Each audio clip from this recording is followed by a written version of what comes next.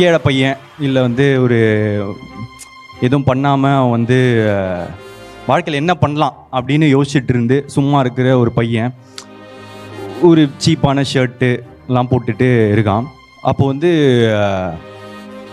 என்னடா இது, என்ன சட்டை இது, இன்னும் நல்லா உழைச்சேன்னா இன்னும் கொஞ்சம் வந்து காஸ்ட்லியான சட்டைலாம் போடலாம்ல, போய் எதாவது வந்து வேலை பாடுறா அந்த மாதிரி சொல்கிறான். அவனும் ரொம்ப கஷ்டப்பட்டு வந்து வேலை செஞ்சு ஒரு காஸ்ட்லியான ஷர்ட்டை வந்து போட்டு இப்படி சுற்றுறான்.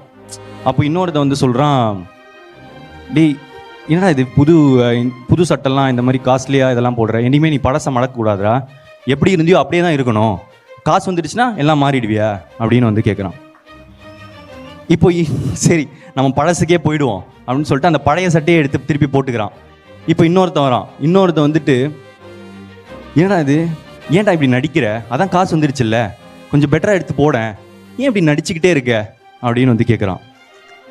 சரி பேசாமல் நம்ம வந்து ஒயிட் அண்ட் ஒயிட்டில் போயிடுவோம், சிம்பிள் அப்படின்னு சொல்லிட்டு ஒயிட் அண்ட் ஒயிட்டில் போகிறான்.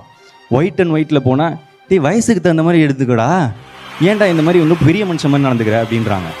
சரி நம்ம பேசாமல் டிஷர்ட்டே போட்டுருவோம், இது சின்ன பையனா அப்படின்னு சொல்லிட்டு டிஷர்ட் எடுத்து போடுறான். டிஷர்ட்டை போட்டால் இப்போ வந்து, டேய் வயசுக்கு ஏற்ற மாதிரி நடந்துக்கூடா, ஏன் இப்போ வந்து சின்ன பையன் மாதிரி நடந்துக்கிற, உனக்கு என்ன வயசாச்சு அப்படின்றான்.